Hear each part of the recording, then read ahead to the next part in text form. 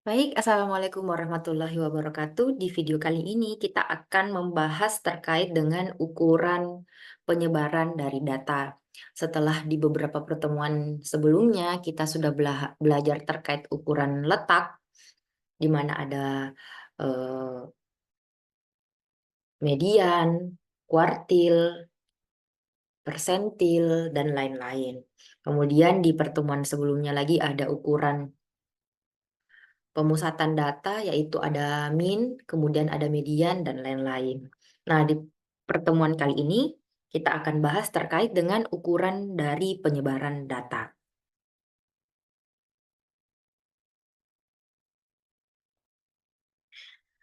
Nah, dalam statistika, ternyata untuk mendeskripsikan data secara akurat, statistikawan atau orang-orang yang mau tahu lebih lanjut harus mengetahui lebih dari ukuran pemusatan dari suatu data. Nah, coba teman-teman perhatikan contoh berikut ini.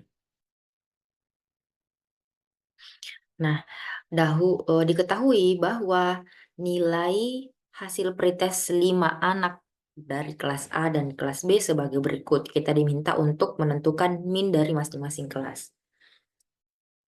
Kalau teman-teman lihat, ini kelas A, ini kelas B-nya. Ternyata kalau kita hitung minnya, ini kan min yang sudah kita pelajari pertemuan sebelumnya, ini nilainya masing-masing dijumlahkan, kemudian dibagi dengan banyaknya data, yaitu 5, hasilnya 84. Sedangkan untuk kelas B dilakukan hal yang sama. Ternyata min dari kelas B ini juga sama, yaitu 84. Nah,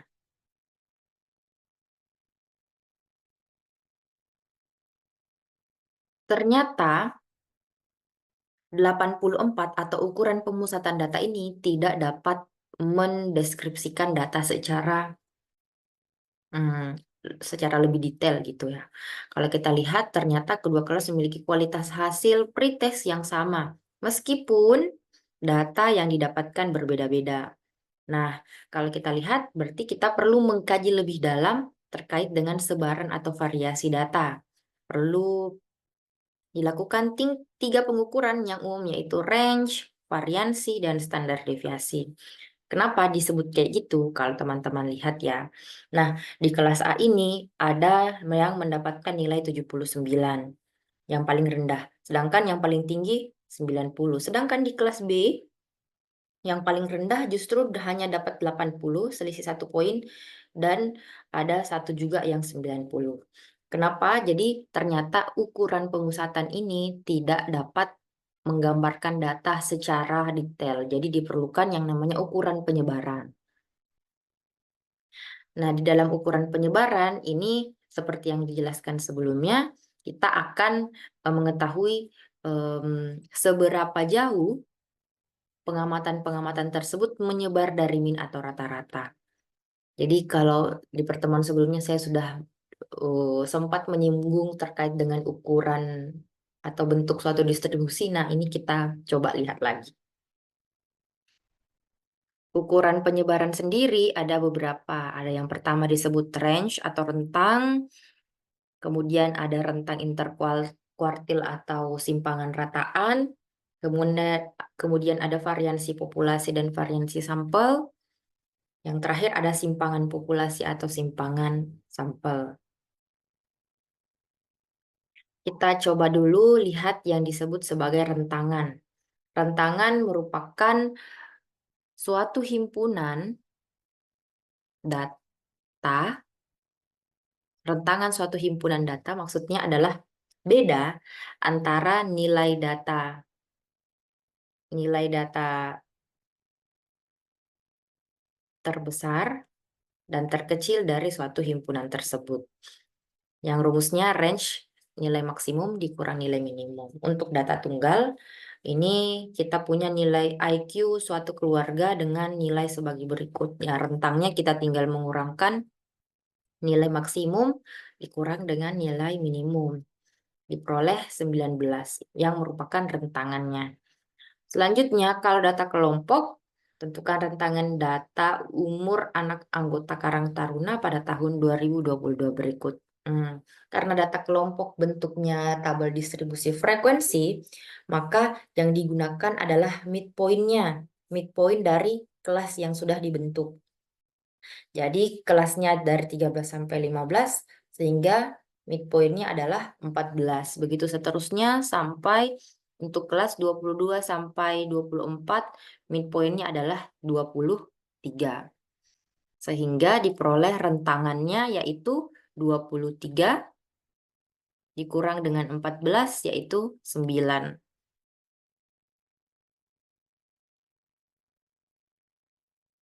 Selanjutnya, ukuran penyebaran yang berikutnya yaitu rentangan interkuartil, di mana jarak antara Q1 dan Q3 yang dapat ditunjukkan tinggi kotak pada diagram kotak garis. Rentang interkuartil berarti Q3 dikurang dengan Q1, di mana Q3 dan Q1 ini kemarin sudah sempat kita eh, cari tahu rumus dan persamaannya pada ukuran letak ya teman-teman. Kemudian simpangan rataan dia adalah eh, Q3 dikurang Q1 dibagi 2 yang disimbolkan dengan D. Kemudian contohnya masih terkait dengan contoh soal pada data tunggal sebelumnya. IQ suatu keluarga, kemudian diminta untuk menghitung simpangan rataannya. Berarti yang D-nya ya teman-teman ya. Nah, letak Q1 kita cari dulu. Letak Q1 berarti L1. Data ke I N plus 1 dibagi dengan 4. Sehingga datanya 1 tambah 1 dikali 7.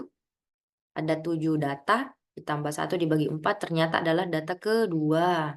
Sehingga kalau kita lihat nilainya Q1 adalah 113.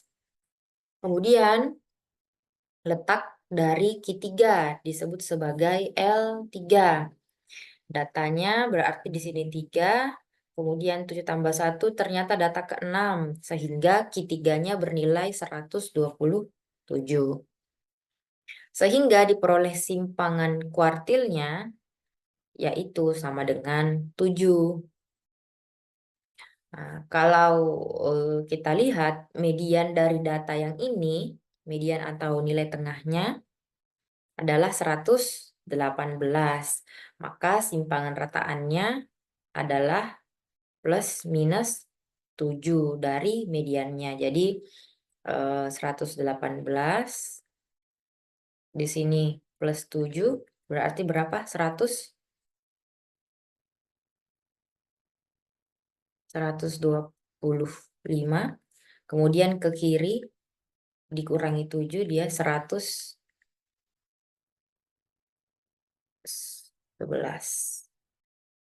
Jadi ini menentukan penyebaran datanya, seberapa jauh data menyebar di sekitar mediannya. Kalau kita lihat di sini dia sempat menyebutkan terkait dengan diagram kotak garis atau diagram batang garis ya teman-teman. Ini kemarin sudah kita singgung di penyajian data. Nah ini box plot atau whisker plot. Nah untuk data yang IQ suatu keluarga tadi kita buat ternyata Q1 Q3-nya diperoleh nilai tersebut. Simpang interkuartilnya 7. Nah, kalau dari hmm, nilai atau gambar dari box plotnya nanti bentuknya seperti ini. Yang ini merupakan garis ini merupakan Q3-nya. Garis yang sejajar ini merupakan nilai Q1-nya. Nah, mediannya adalah nilai tengahnya, membagi data menjadi 2 bagian, Q2. Kemudian minnya, ternyata nilai minnya itu ada di atas Q2. Lebih besar daripada Q2. Rentang interkuartil disebut sebagai yang ini. Q, Q3 dikurang dengan Q1. Itu adalah nilai rentang interkuartilnya.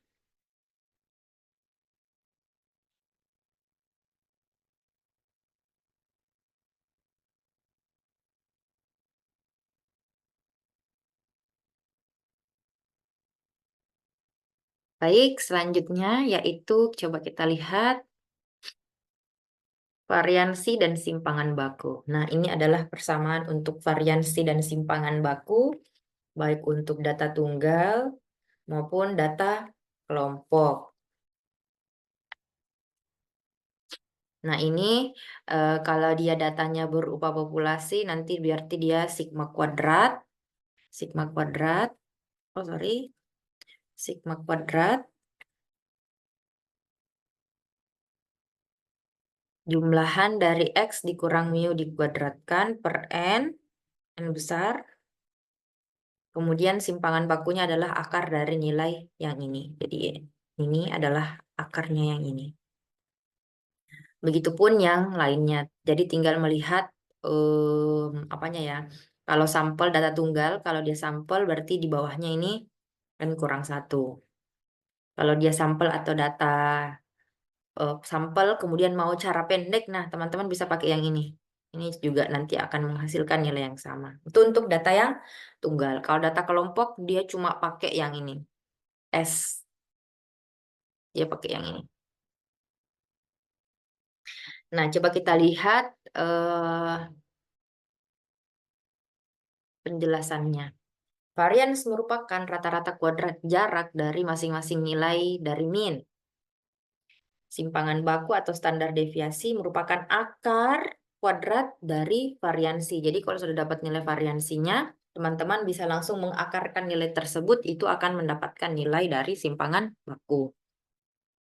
Kemudian dibalik lagi, akar kuadrat dari varians menghasilkan simpangan baku. Kemudian mengkuadratkan simpangan baku dapat menghasilkan varians. Ini cuma dibalik-balik saja. Nah, variansi adalah rata-rata kuadrat dari jarak setiap nilai data terhadap min. Oleh karena itu, jika nilai variansi kecil, maka nilai data tersebut mendekati min. Atau kalau datanya variansnya besar, maka nilainya akan menjauhi min. Ini ada contoh soal untuk data tunggal. Tentukan varians dan standar deviasi populasi dari suatu pertandingan, nilai suatu pertandingan karate, yaitu 7, 5, 9, 7, 8, dan 6.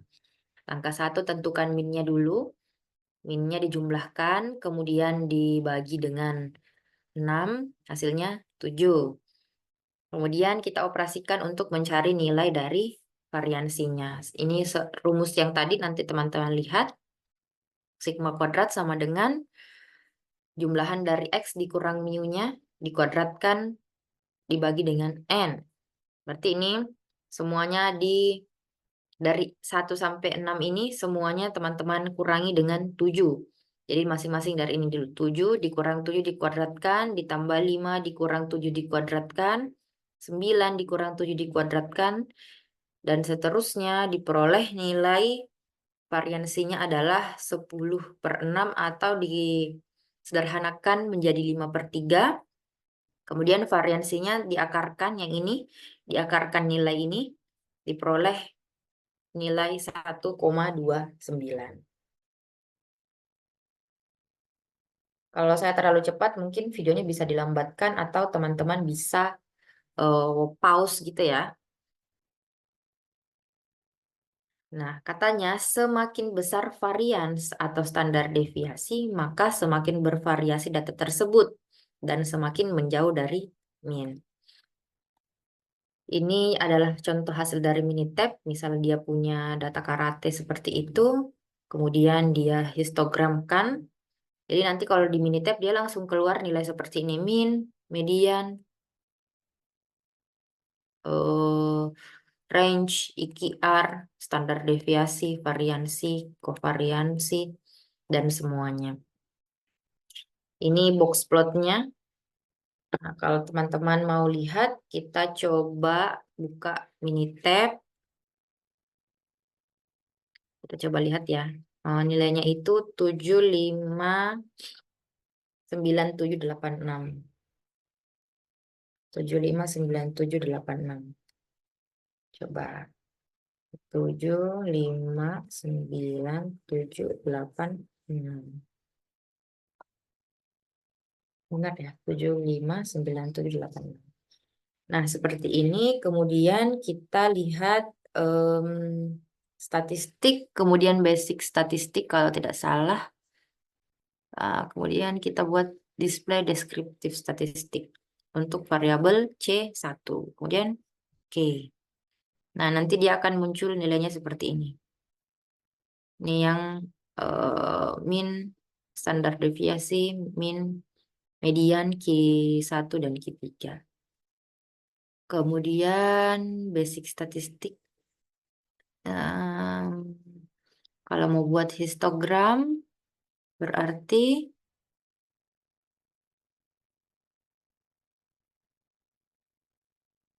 grafik, kemudian bisa dibuatkan histogramnya, simple aja, pilih variabelnya, kemudian oke. Nanti seperti itu. Dan proses, nah gambarnya kurang lebih seperti ini. Ini sudah ya teman-teman, kita bikin histogramnya. Histogramnya seperti ini. Oke, lanjut. Sedangkan selanjutnya, untuk data kelompok, tentukan variansi dan standar deviasi dari tingkat kejahatan per 1 juta individu dalam sampel kota terpilih di Jawa Timur yang disajikan sebagai tabel berikut. Nah, kemudian kita bikinlah bentuknya cuma dari selang aja, selang dan frekuensi kita tambahkan midpoint-nya, kemudian hasil perkalian frekuensi dan midpoint, kemudian hasil perkalian frekuensi dengan midpoint yang dikuadratkan.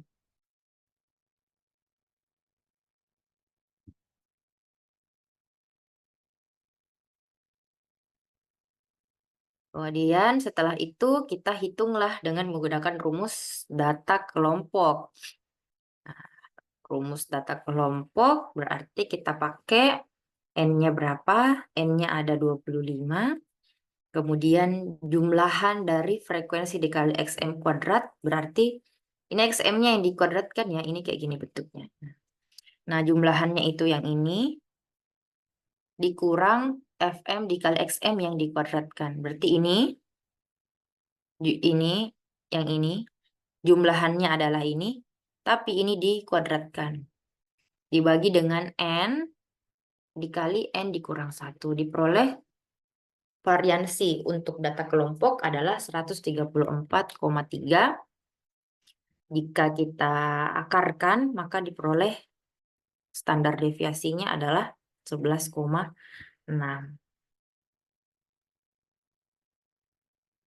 Seperti itu. Kemudian ini latihan. Nanti teman-teman kerjakan, di screenshot, dikerjakan, nanti saya simpan di menu diskusi.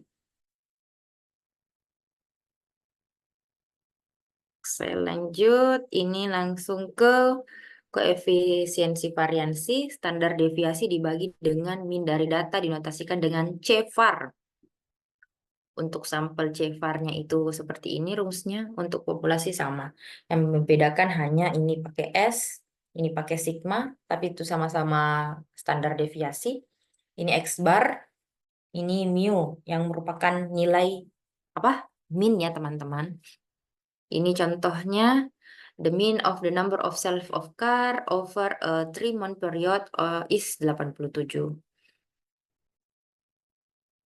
Rata-rata penjualan suatu mobil dalam 3 bulan periode adalah 87 dan standar deviasinya adalah 5. Mean of commission, rata-rata komisinya adalah ini 5.225 dengan standar deviasi 773. Bandingkan variasi dari keduanya.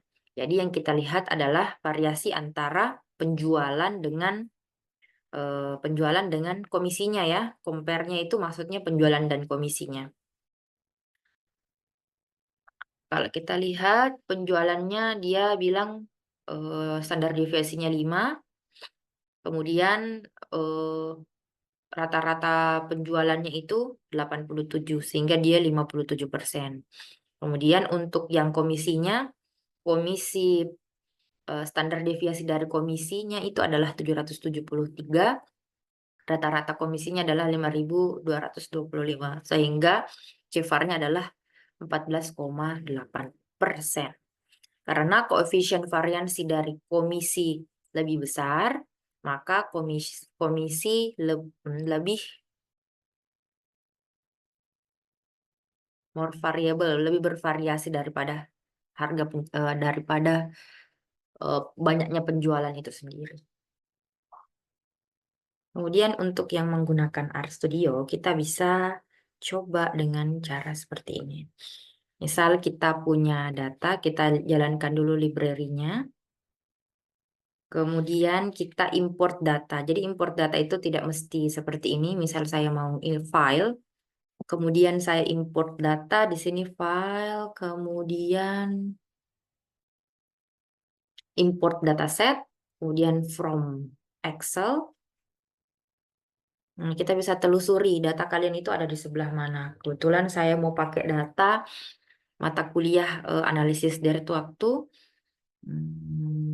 Kita bisa pakai data apapun. Misal ini datanya adalah data tunggal.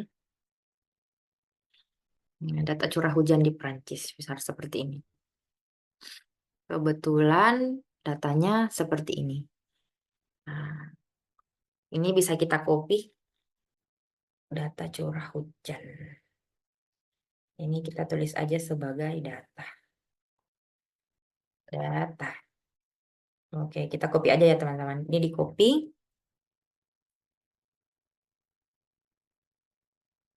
Oke, ini di copy. Kemudian di cancel aja, kita tulisnya di sini. Set, Ctrl V, page. Oh, sorry, salah. Belum di copy kayaknya tadi. Import dataset, Excel. Terus lagi tadi datanya ada di mana?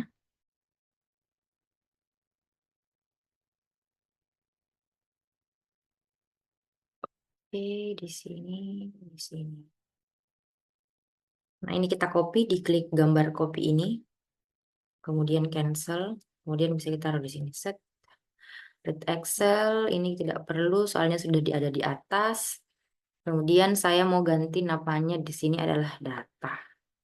Data. Jadi ini data, kemudian kita usulin.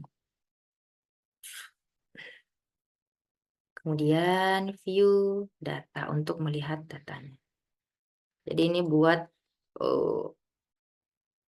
membaca aja datanya dulu kayak gimana. Nah, ini kita jalankan. Kemudian kita bisa view data.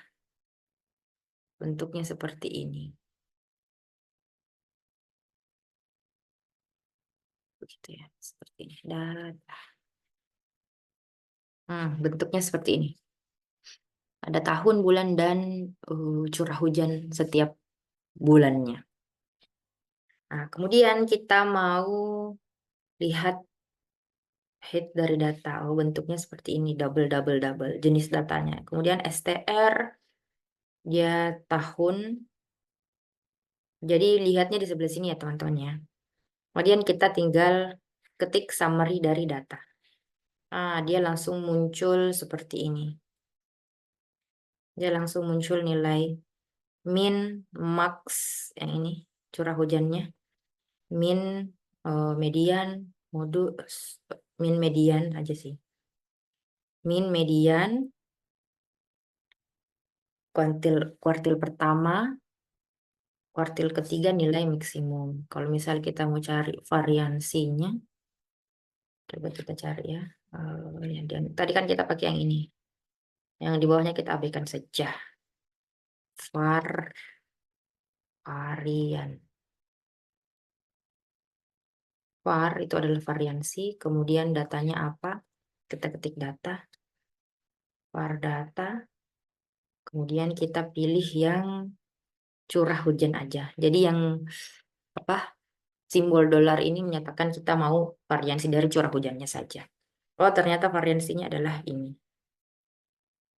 Kalau kita cari min dari data, tapi kita mau yang curah hujan saja. Nah, oh, Minnya seperti itu. Jadi bisa seperti ini ya teman-teman. Mau cari apa lagi? Median. Median dari data. Median data. Kemudian dolar. Curah hujan. Kita tinggal kontrol enter. Diperoleh yang ini. Ya, seperti itu ya teman-teman. Terima kasih.